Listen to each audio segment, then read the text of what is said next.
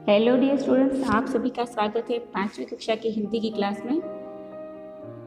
बच्चों, आपकी unit test 4 15 मार्च से शुरू हो रही है, इसलिए पहले हम हिंदी के अभ्यासक्रम और उसकी पेपर स्टाइल की चर्चा करेंगे। तो आप जानते ही हो, ये मैंने ग्रुप में भी शेयर किया हुआ है, इसलिए इसका अभ्यासक्रम है लेसन 11 जो कि कविता है, पानी और धूप, और पाठ 12 ऊटी की सैर। ये दोनों पाठ यूनिट टेस्ट 4 का अभ्यासक्रम है। अब हम इसका पेपर पैटर्न देख लेते हैं। पहला दिया है शब्द अर्थ लिखो, तो आपको यहाँ शब्द अर्थ लिखने हैं, दोनों पाठ में से कहीं से भी पूछे जाएंगे। फिर प्रश्न 2 काव्य पंक्ति पूरी करो, तो आपको यहाँ काव्य की पंक्तियाँ लिखनी हैं। जो काव्य है धूप और पानी। फिर प्रश्न 3 समानार्थी शब्द लिखो, ये भी आपको दिए हुए हैं पाठ 11 में, मतलब कि कविता जो दी है उसी में ये समानार्थी शब्द दिए हुए हैं। फिर समान तुक वाले शब्द भी दिए हैं, आप समान तुक वाले शब्द का अभ्यास कर सकते हैं। फिर प्रश्नों के उत्तर लिखो। तो बहुत सिंपल ही है ये पेपर स्टाइल। अब आज हम पाठ 11 की चर्चा करेंगे, इसका रिवीजन कार्य करेंगे। तो चलिए पाठ 11 का पुनरावर्तन करते हैं, जो कि कविता है। तो चलिए कविता 11 पानी और धूप, इसका पुनरावर्तन करते हैं। कविता 11 पानी और धूप। तो चलिए कविता लय के साथ पढ़ लेते हैं पहले। अभी अभी थी धूप बरसने लगा कहाँ से यह पानी, किसने फोड़ गड़े बादल की है इतनी शैतानी, सूरज ने क्यों बंद कर लिया अपने घर का दरवाजा, उसकी माँ ने भी क्या उसको बुला लिया कहकर आजा, जोर जोर से गरज रहे हैं बादल है किसके काका, किसको डांट रहे हैं किसने कहना नहीं सुना माँ।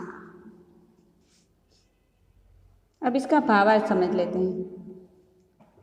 इस कविता में कवयित्री ने प्रकृति के बदलते रूप का सुंदर वर्णन किया है। वह अपने बाल रूप में कहती है कि थोड़ी देर पहले धूप खिली थी, लेकिन अचानक बारिश होने लगी। कवयित्री कल्पना करती है कि शायद किसी ने बादल रूपी घड़ों को फोड़ दिया है। सूरज की माँ ने उसे बुला लिया है, और बादल के गर्जन को कवयित्री ने काका की डांट के रूप में वर्णित किया है। ये कवयित्री का नाम क्या है? सुभद्रा कुमारी चौहान।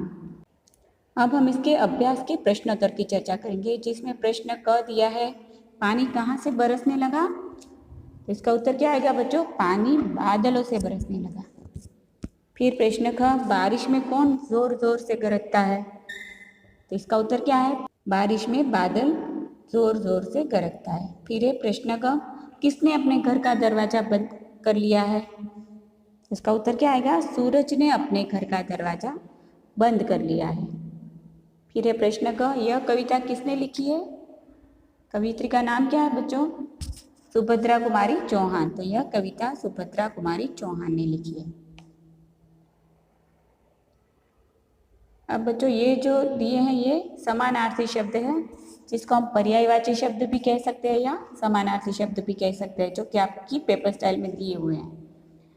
तो अब यहाँ देख लेते हैं। ये पहला है पानी। पानी का समानार्थी शब्द है जल।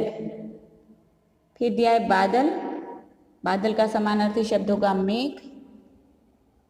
फिर दिया है सूरज। सूरज का समानार्थी शब्द होगा सूर्य। फिर दिया है घर। घर का समानार्थी शब्द गृह। फिर यहाँ है माँ। माँ का समानार्थी शब्द है माता। उसके बाद दिया है दरवाजा। तो दरवाजा का समानार्थी शब्द है द्वार। तो ये समानार्थी शब्द हुए। इसके बाद आगे हम देखेंगे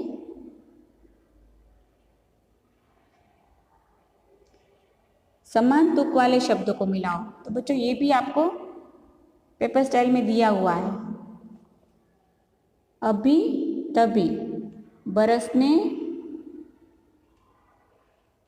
तरसने, बंद मंद, जोर शोर, अपने सपने।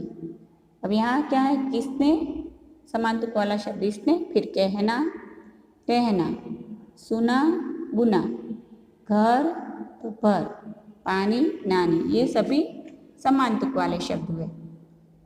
तो बच्चों यही है पाठ 11 जो कि कविता है, उसका पुनरावर्तन हम यही समाप्त करते हैं। आपको इसका अभ्यास यूनिट टेस्ट 4 के लिए करना है। तो आज के लिए इतना ही। Thank you.